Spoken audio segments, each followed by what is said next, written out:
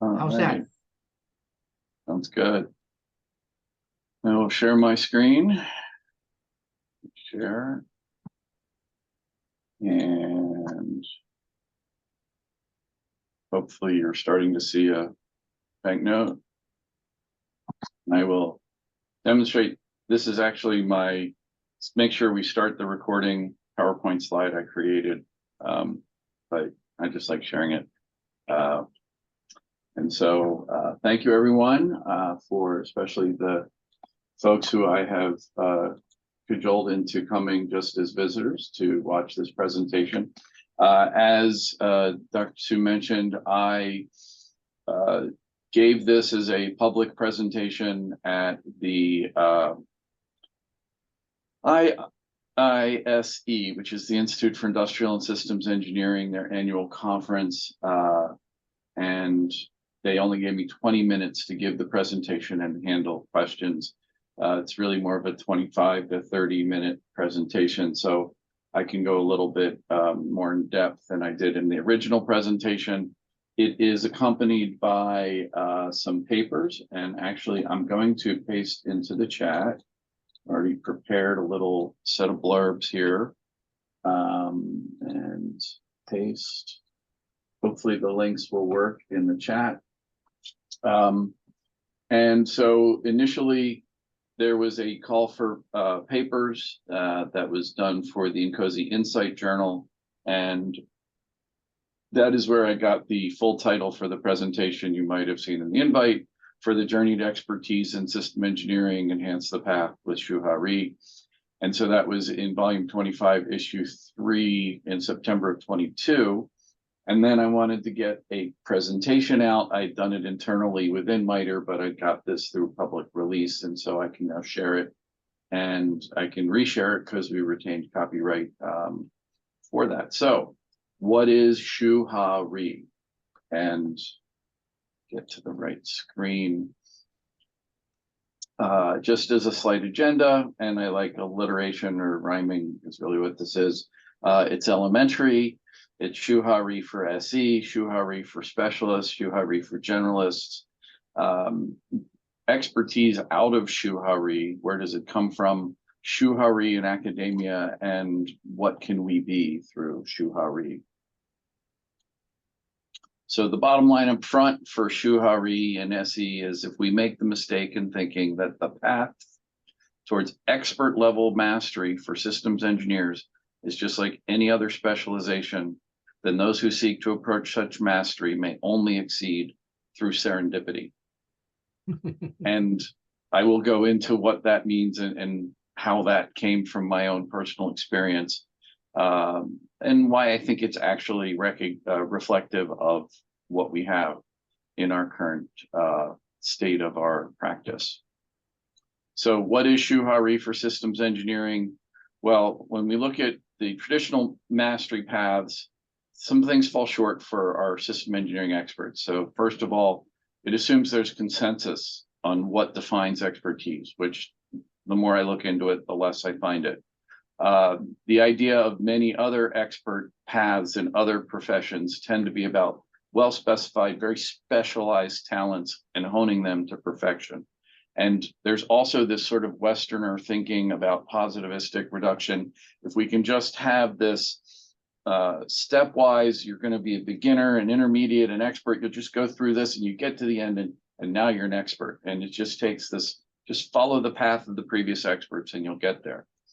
And so the challenge, though, is that our experts in system engineering only come about by ICKY-WYSY. And ICKY-WYSY, Barry Bohm was the one I found, at least two in print, characterized this term. It's an acronym for I know it when I see it. And so we always only identify our experts by having a panel of experts say, yeah, you're one of us. Which makes it very hard to define what expertise is. And the other thing, though, is that they tend to be that our experts in system engineering are the ones who are solving the wicked problems, which differs from other disciplines' kind problems. And I'll explain that in a little bit.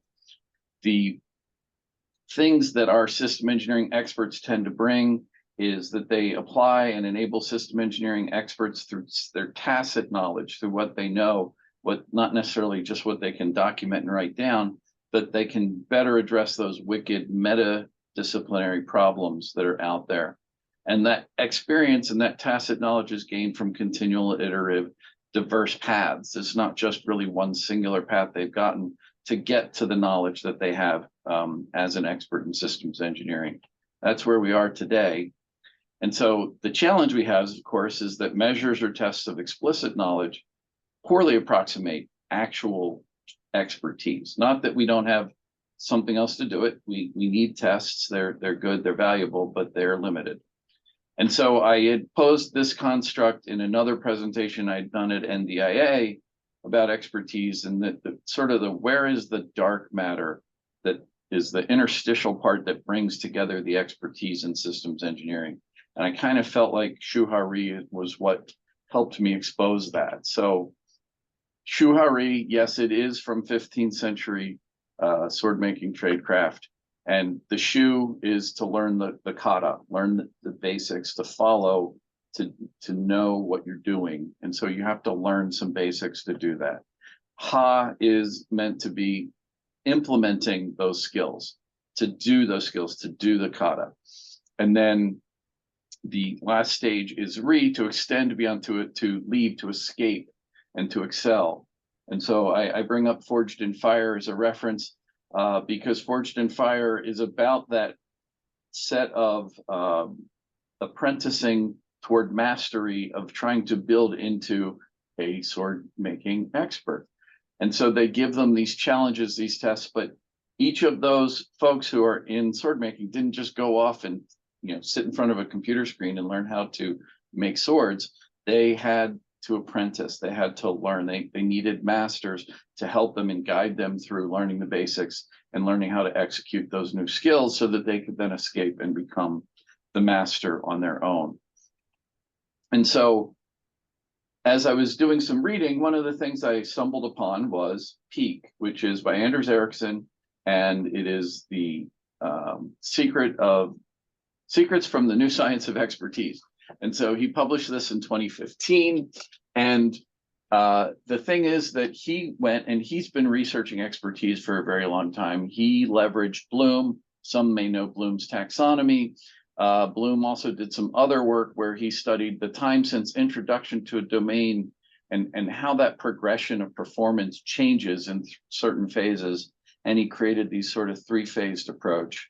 And so I then was looking at Bloom's phase and as a visualization, which comes from the book, but then what Eriksson doesn't do is he then talks about 3 stages of expertise. And so I took and I mapped Shu Ha Ri, as you can see up at the top, and then I mapped also in Bloom's 3 phases and started thinking about, well, that attainment versus time. If you think about the first stage of Eriksson's 3 phases toward expertise, the first is naive practice, and naive practice is learning the vernacular, the rules, the basic execution. There has to be feedback of some sort. Now, feedback can be automated, it can be through computers, but the other side of it is, if you think about learning tennis, or even since Paul Jean is on the line, pickleball, you can learn the basics of a sport, and you can then play it for 10,000 hours. Malcolm Gladwell was very famous in his book Outliers, talking about 10,000 hour rule to become an expert. Well, he stole that from Anders Eriksson and his research on violinists. But it wasn't like there's this thing that says, oh, it's just doing something for 10,000 hours. There was a lot more to it, which is what these 3 stages talk about. So it's more than just sitting there learning the basics and doing it yourself. It's iterative, repetitive feedback to get to this level, but you do tend to stagnate. And so you need that inflection point to say, I want to go beyond just learning the basics. I want to do something more. And so as we look at that, the next stage is purposeful practice. So after you get into that next stage, you're doing, you're executing, and you then eventually do stagnate. I even had my own stage of stagnating in my purposeful practice. I like to think I'm in the 3rd stage. And I kicked, when I went in and decided to get a doctoral degree, was my kick into a deliberate practice phase. And again, you notice the slope changes, the progression of attainment gets slower, but you do even still peak, but hopefully still keep progressing in deliberate practice. And in the book, I will say that he does talk about a fourth stage, which is kind of like the ultimate, and people talk about like the Tiger Woods, where they're redefining the practice completely of whatever it is that they're an expert in. But each of these stages have different kinds of feedback. You end up with somebody who's training you during purposeful practice who can't train you anymore. And you end up needing to switch to training of an expert who can take you into a much deeper level of developing that expertise. So the next thing I wanted to do was map that to other kinds of areas that people might find familiar. And so as we look at that, we think of some of our skills. We have apprentice, journeyman, master, and a lot of our trade craft that are out there. We have beginner, intermediate, advanced that we see in so many training programs. We have bachelor's, master's, doctorate in our educational programs. And this is where I go with my alliteration, like the 3 E's of emergent, effective, and expert. And I tend to talk about emergent system engineers, effective system engineers, and expert systems engineers. And what is that shift as you go from an effective system engineer doing great work to maybe doing something that's that next level for an expert system engineer? What differentiates that? So mapping it to systems engineering, first I was looking at that naive practice, and I said, well, the CSEP, the SE body of knowledge, the basic knowledge, the classroom learning guided assignments, taking the test and saying, yea, verily, I know what's in the book. That gets you sort of to that level of naive practice completion. And you could stagnate and do some basic work without necessarily becoming an effective practitioner. And so becoming that effective practitioner, INCOSE has invested a lot of time and thought and created a really valuable competency model. And they had done that leveraging things like the Atlas Helix efforts that they did in looking at what is, and in fact, the Atlas Helix research was what defines, through a grounded theory study, what defines effective systems engineering. That was the questions that they were asking. So you do end up getting to a level where you've got increased autonomy, you expand your capabilities, you might even get to a place where you could mentor others in those capabilities and competencies that you're learning. You might be getting advanced degrees, but you can still stagnate. And how do you get to that next inflection point? What defines it? So this was where I stumbled upon some research when I was getting my doctorate. I was looking for a grounded theory study, and I found Armstrong and Wade's paper on expertise in systems engineering. And they studied ESEPs, experts in system engineering professional, corporate fellows, and they said, what is that emergence to expertise? Is it somebody who could teach? Is it a thought leader? Is it somebody who solves wicked problems?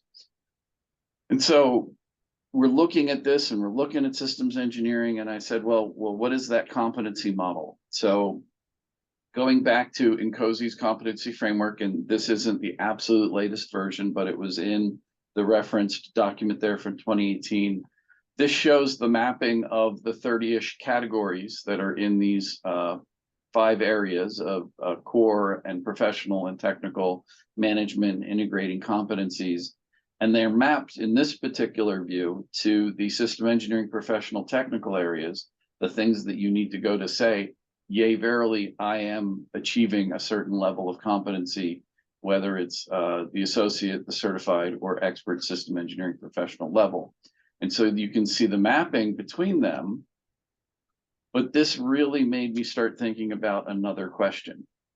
And that question going to, where's the emergence for holistic expertise in SE? Does the whole of being an expert merely occur as the sum of the parts from being accessed to the individual expert levels across a competency framework? Every one of those 30-ish levels has a measure of, I don't know anything, up through several levels to, I'm an expert in this thing. So if we add all 30 together, does that make you an expert? Or do the behaviors and characteristics of those we call experts in system engineering emerge through other behaviors? what do those behaviors represent? It's synthesis, it's systemic thinking, it's critical thinking, divergent thinking, paradoxical and adaptive thinking, allegorical, lateral thinking, other dimensions. These are all things that cut across. And so the CERC has an engineering experience accelerator as an example to try to get folks exposed to that systemic thinking and looking at things that they haven't had to do and do the critical thinking. The Army developed a Think Like a Commander program where they got their commanders out of the classroom, put them in real battlefield situations, and had them in adaptive thinking environments, not just follow a chain, but figure out you've got a really difficult, ambiguous problem. How do you deal with that ambiguity when you're out in the field and you don't necessarily have a clear path? So what is it that we can do going forward? And so how can you find those inflection points to go beyond merely amassing the capability effectiveness scores? How do you get beyond just being a CSEP who's really effective and aim towards expertise in systems engineering? So as I mentioned, there is the Wade and Armstrong paper, grounded theory study. And so they had 17 themes that they had and categories that characterized system engineering expertise. When I first read the paper, and I was not an ESEP at the time, and I said, I've got every one of those 17 things. I don't need to apply for ESEP because I know myself that I could probably pass it and gain that credential.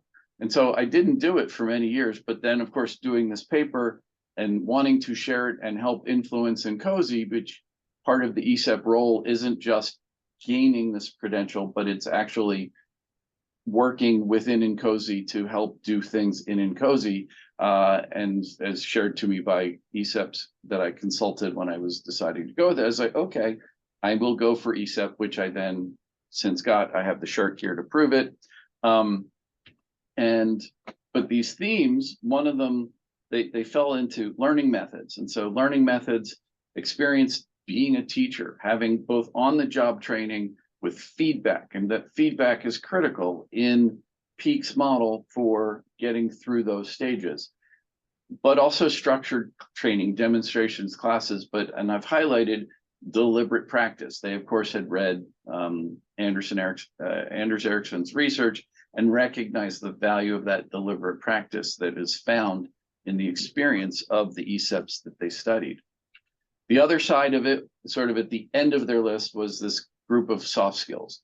And they saw the real value in their research of the soft skills that these experts in systems engineering had brought, very critical and foundational to supporting the kinds of things they were doing.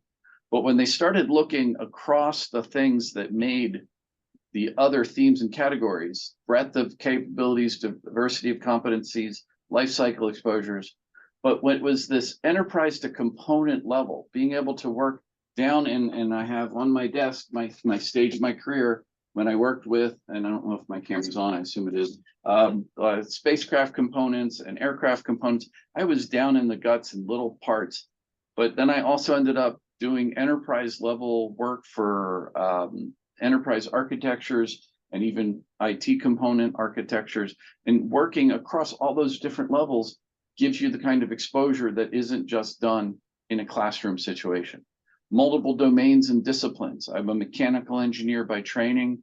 I ended up becoming an IT system architect as certified by Lockheed Martin, doing IT architectures, but not because I was a computer scientist or a software engineer.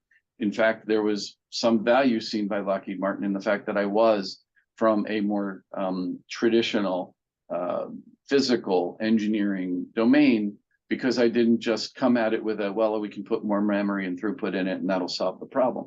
So having those different disciplines and then solving domain problems in biometrics and census and electronic records archiving, and having worked in aircraft and spacecraft and all these different domains I had been exposed to, and tests and requirements in different phases of the life cycles of systems engineering in a whole bunch of different technologies. I've worked for supporting commercial customers, government customers. That's something they found out there. the supplier and customer relationships and working across different stages of the supply chain also is something that tends to really give you that insight that you don't get from just being a specialist in one place in one box in your career. And also leadership, stepping up for leader roles, not just management roles, not just I'm going to be an HR person, but actual being task leader, project leader, chief engineers, whatever the kind of roles that they are, and getting that experience created this broader set of things that is more than just a breadth of competencies or capabilities that one can be an expert in. So in our book club in my division here, we ended up reading this book called Range by David Epstein. And Epstein's suggestion about the power of generalists, why do generalists succeed in a specialized world, was really fascinating to me. And so in the first chapter, he starts differentiating kind problems versus wicked problems. Now, I will give a shout out to say that I think he got it wrong, but he got it right. So he cites a piece of literature from this guy, I believe named Hogarth, who talks about kind versus wicked learning environments. And he then says, well, I'm going to use that for kind versus wicked problems. But the meaning was completely different. So don't really care so much about where it came from. But the result was having kind problems versus wicked problems as a dichotomy was really helpful to think through. So kind problems, they're not necessarily easy to solve, but the path to get there is well known. We know how to build bridges safely. We know how to build circuits effectively. There's plenty of technologies. The medical field is filled with many kind problems. They're really hard, but they have methodologies and diagnostics and ways to go down a path to say, yes, we can solve this problem. Oh, it went the wrong direction. There we go. The specialists who tend to do this, and I had a thing when I was at my first stage of my career at Fairchild. I have the sheet back when memes were passed around as photocopies. I have the meme that a specialist is somebody who learns more and more about less and less till they know everything about nothing. And I always thought of doctorates and PhDs, and I got my Doctor of Science, as these people who got to this really narrow pinnacle where they almost know everything about that little tiny nothing of a thing.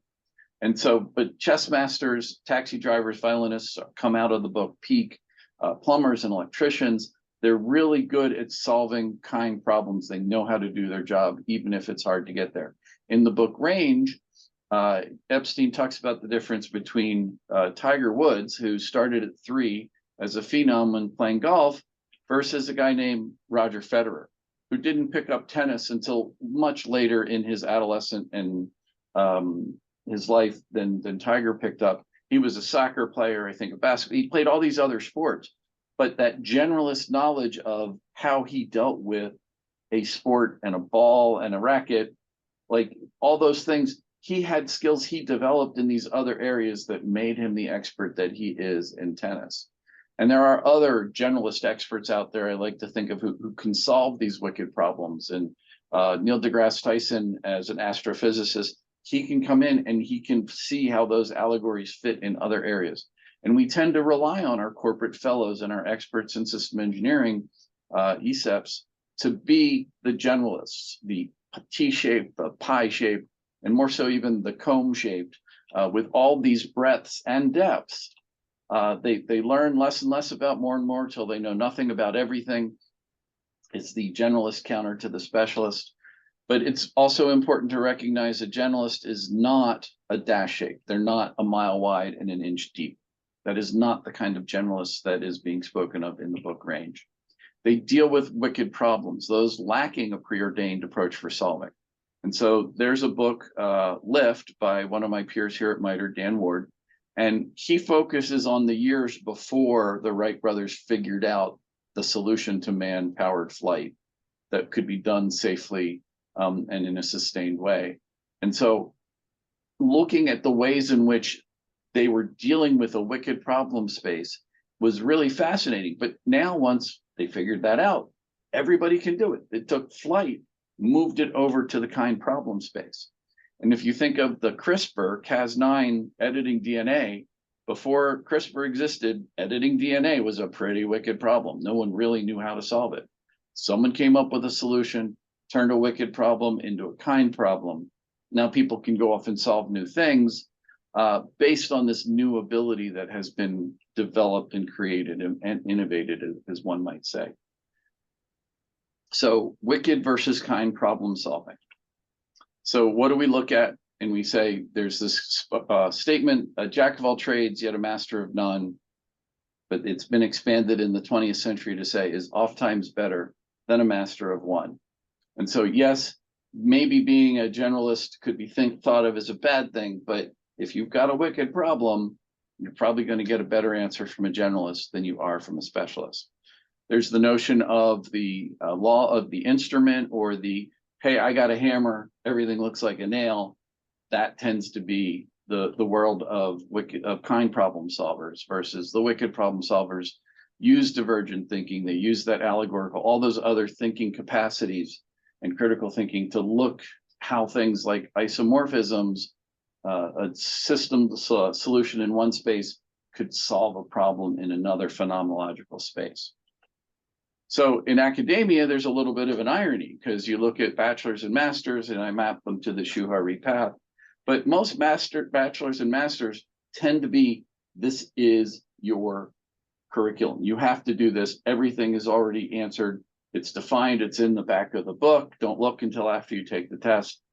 But then you get to the doctorate, and there's sort of no road markings. And it's like, well, doctorates are supposed to focus on solving novel things that haven't been solved, adding to the body of knowledge.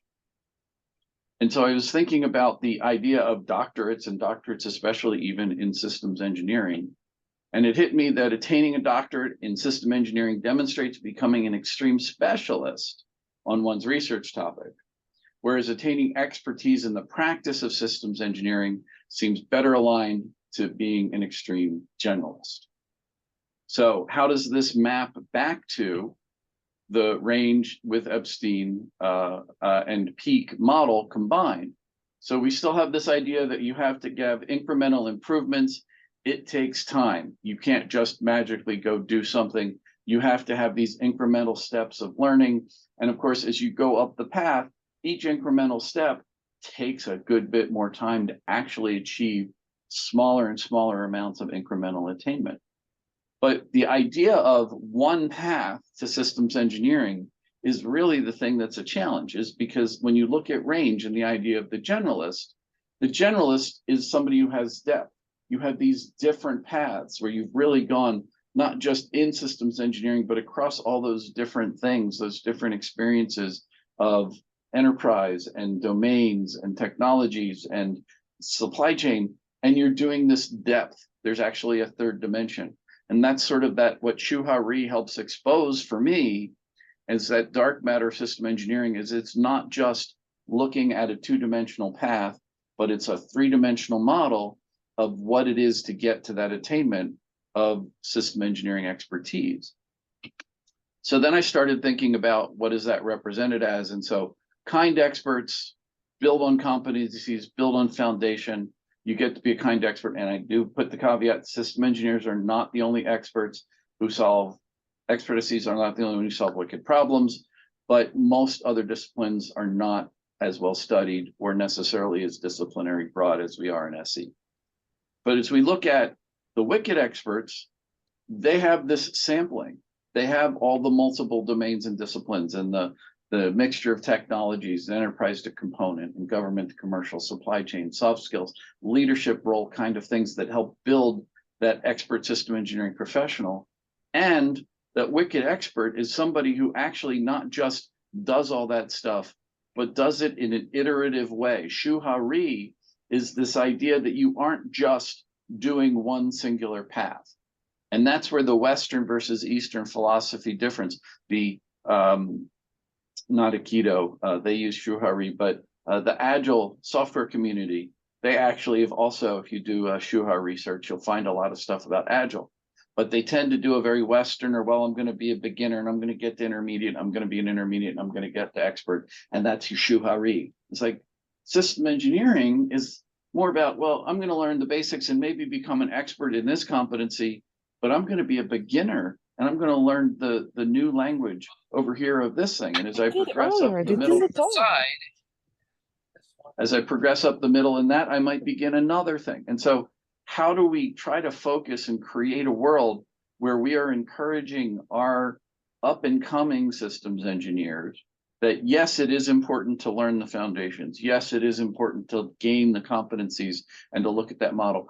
But as you think through your career phases and career steps, always be open to learning and saying yes to those new opportunities and working with somebody who's going to help apprentice you in each of those new areas that are in the sampled spaces. And that's what's important, is sampling all these other areas so that you can be that broad systems engineer and not just follow one single path to get there, follow your path to get there, but plan it a little bit instead of just relying on serendipity to get there.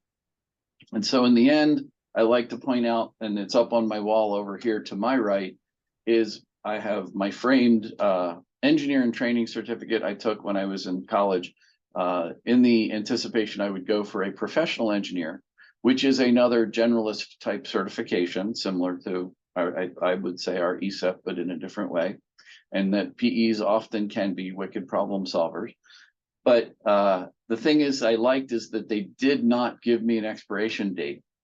And so therefore I am perennially duly certified as an engineer in training as I continue and will continue to learn as I go forward. I did provide in the presentation a set of selected resources and in the linked documents that are there in the chat that are both the INCOSE Insight paper as well as the paper that I submitted to the IISE conference, which unfortunately right now their proceedings isn't public, although it's supposed to be, but I was able to get it published as part of the SIS team. So the link there is to a much longer document, which has the second paper I had to write because I wanted to get a paper out that tied in some of these extra concepts of serendipity and apprenticing and how we help guide our up and coming staff into the field, and not just to be effective systems engineers, but help shape them toward the idea that you really could become an expert in system engineering via our ESEP program. But it will take time. It will take a lot of sampled ideas, and you can make it so there's less serendipity in how you get there. So that is my presentation. And I'll take a look over here at the chat and see if anything popped up.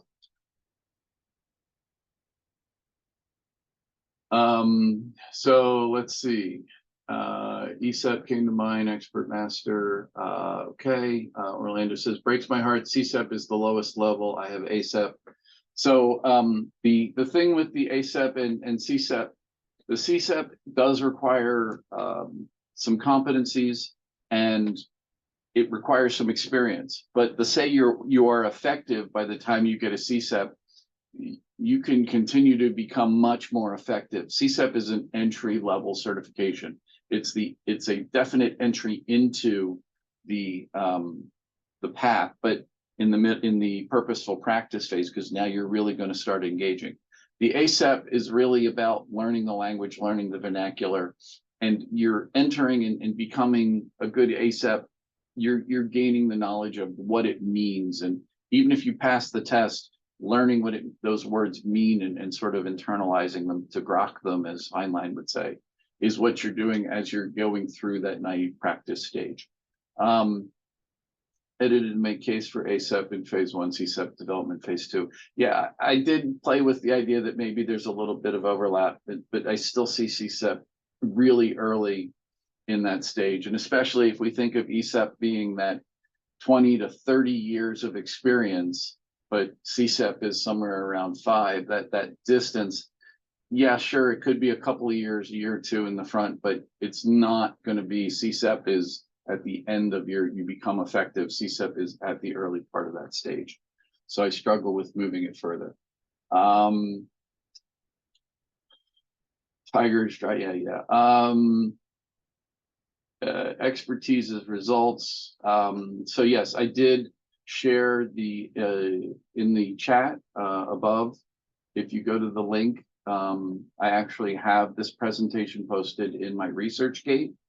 And so I believe it is the third, yep, it's the third link there, the DXDOI that has RG in the URL is where you can find this presentation. And if you can't get to it, email me at my email address, Fred Robinson, frobinson@miter.org, and I'll send you a copy. So the thing I will say, just for the question that might not have been asked, is some folks said when I presented it, well, where have you had success in implementing it? And so the answer to that is nowhere yet. I'm really at a stage of just trying to get folks to see, it's sort of the admitting you have a problem as the first stage to recovery. How do we get out of the model that says everything is done through serendipity? One of the things I do talk about in my paper that I did for IISc was that Lockheed Martin, they had a panel of what they called Lockheed Martin Fellows. And the fellows were there, and each of the 4 fellows in the panel were asked, how did you become a fellow? And the first 3 gave their list and litany of, I did this, and I did this, and I accepted this role, and I took on this challenge, and I solved this problem. And each one of them had a completely different path. But it was presented as if, well, if you just do what they did, you could become a fellow too. And I think the same could go for if you asked ESEPs, how did you get there? Well, I did this, I did this, I did that. But when you look and peel back the layer, you end up with what the 4th guy said on the panel, 4th fellow, was a guy as it turned out. But he said, well, after listening to those also, he goes, I guess I really just survived the Shark Tank. And serendipity, he had the Shark Tank, he was dumped in there and he survived. He got lucky, he made it through. But we don't have to rely just on luck. We could have almost not as many, but why wouldn't we want to have as many ESEPs as we have CSEPs eventually? Everybody who's a CSEP could progress towards an ESEP, and even if you don't gain the ESEP credential, look for the opportunities that, how do we engage our staff to say, look for the opportunities to gain that kind of sampled environment versus just trying to become, if you want to become a peak and become a point and become a singular expert in something, that's great. If you want to become an ESEP, it's really the idea of how do you become a generalist. And so I see the comment from Orlando, and the roadmap doesn't have SE certifications on it is a statement. And so the PMP says something, and so the CSEP, and I'm going to go back to 2 things. One I'm going to say is that our competency model that's out there in INCOSE land here, for each one of these competencies, there is a defined expertise. And so our competency model has the same kind of concepts in it as the PMP for becoming an expert in each one of those things. But the ESEP model, which is doing these things over here on the left, not these things across the top, it asks, how do you do the integration of these things across? How have you demonstrated your systems and decision analysis has handled things and incorporated things like systems thinking and systems modeling and requirements definition and decision management? And so it's not just a simple go up one path, become an expert in it, but it's an integrative and cross-functional and really broad construct of demonstrating these sets of experiences. And every one of the experiences you need to have, I forget, it's like 2 years minimal of demonstrated performance of a proficiency level in that. And so the SEP model, the ESEP model has that. All I'm saying in the mapping of that to this model is that for going along this path, it's not so much it's going to take time, but it's recognizing if you're stagnated and you need to change the way you're training. That's the important thing about this model. It's not about the attainments. Yes, I did try to map the attainments here, but, and this is something I've said inside of my company, if we can get people CSEP, that's great. I think it's wonderful. If people want to do ESEP, they want to do ESEP because they want that involvement in INCOSE. But there's no reason why you couldn't shape your career towards gaining the things you need to be an ESEP, to be somebody who has those broad things that have been defined in the grounded theory study. And I'll just pop through these. Gaining these different disciplines, technologies. It's not about exactly how long and doing a checklist. It's being able to have the cognitive skills to solve the wicked problems because you've had sufficient exposure and sufficient apprenticing under other masters in those areas to build your competencies so you can be thrown and be able to deal with ambiguity in the kinds of wicked problems you're going to need to solve when you do expert level system engineering solutioning, whether or not you actually go and spend the money, fill out the 30 pages of application, go through the interview process, and hope that you make the ICKY-WYZY test, that they'll know it when they see it, and that yeah, verily you are also an ESEP. You don't have to get that level. It's about the path and the journey, not necessarily the destination, would be my point. So I don't know if that helps answer the question, but any other, and anyone wants to come off mic, obviously, you can do that too. But I'm happy to engage other, through email if you want. But hopefully you will take the opportunity to share, read the paper. If you know some other venue you think I'd be worthy for me to share this, I'm happy to share there if I can as well. So thank you everyone for your attention. I guess with that, I will stop sharing. Fred, this is Bill. Yep. This is Bill Hey, Bill. Simon. Hi.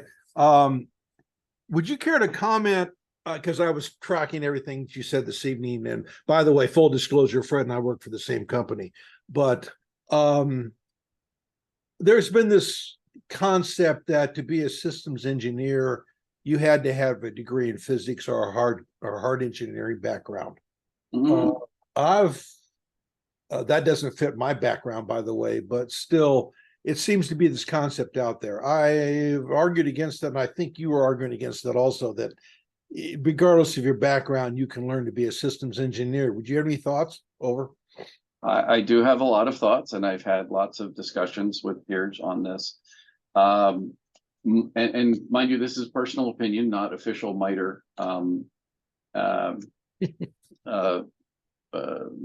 dialogue or whatever policy. But when I was at Fairchild, I was working there initially, and I had been going for my master's degree. I had my bachelor's degree in mechanical engineering, and I was reporting to a guy as my supervisor who came up through the ranks, no degree, just high school degree, and had been working there for 25 years.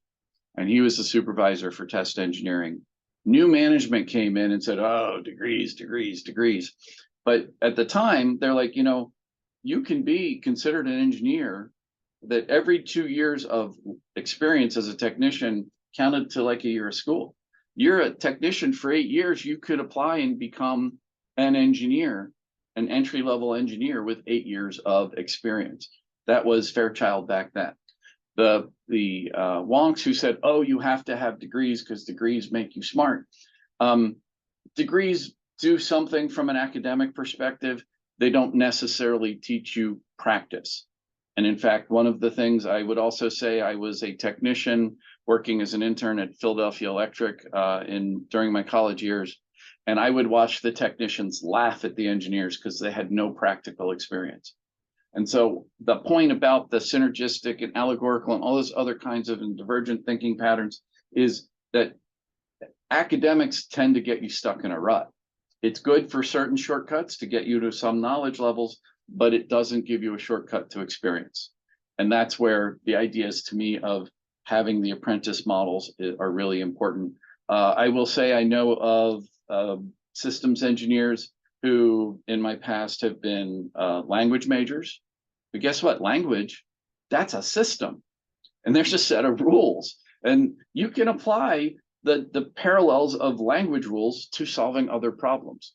There's a systems engineer, I believe, I know of, who is a master's and bachelor's in English. And again, those are systems. Systems, there are zealots who believe systems only exist for technology. I don't necessarily share that opinion, but the other side, and the point I made in one of my earliest slides, is one of the things that we don't have is we don't have a simplistic concrete model, which does exist in those hard disciplines. And in fact, I would challenge, and one of the things I do challenge, I'll make this the last part of that answer, is when I do interviews of staff, I ask the question, which I had in a discussion with a peer here, if engineering is the application of science to solve problems. And so mechanical engineer, electrical engineer, they apply physics, sciences to solve problems. Chemical engineer, apply chemistry, which one could say goes back to physics. Biomedical, biochemical, whatever, bioengineers apply biology, right? There are these sciences that get applied, but systems engineering, what is the science being applied to solve a system engineering problem? Not the mechanical, not the physics, because those things go to the mechanical and electrical constituents of the system, but the actual systems engineering. And I learned there's a huge spectrum from those who believe the answer is math to those who may believe the answer is a science of heuristics and meaning and logic and knowledge. And there's a whole spectrum in between. There is no one answer. So I don't know if that helps. No, great. Thank you. Appreciate it. No, I loved your perspective. Thank you. I do see a question about finding a suitable mentor, how to approach them, Excel. So there are two things. One, I would say, so I did bring up internally at MITRE to a senior leader, a couple senior leaders, I brought up the idea that we need more apprenticing. And the comebacks that I got from them is, oh, well, we have this job shadowing program. Oh, well, we have this mentoring program. And I want to emphasize personal Fred opinion. Mentoring is not apprenticing. Job shadowing is not apprenticing. Apprenticing is apprenticing. And in fact, one of my metaphors, because one of the things I find in systems thinking is systems thinkers tend to speak in metaphor and analogy. But the mentoring and job shadowing are for stormtroopers. Apprenticing is for Jedi. And so you have to not, if you just want to mentor, mentors are great. You can approach them. You can have a short time. You don't have to have a lifelong relationship with a mentor. They can help you move forward. But mentors tend to give career advice and small bits of knowledge and sharing. But they're not sitting with you on the bench solving problems. That's what an apprenticeship is. Shared work product. We're working together. I'm telling you, hey, no, you didn't do that right. Let's do this. Let's work. Let me show you how to do that. That's what an apprentice master kind of relationship has. And what I'm advising is find those people, find the opportunities where you can be apprenticed, not so much just be mentored. And there are lots of mentoring advice things out there. I don't want to try to suggest that I have knowledge in that.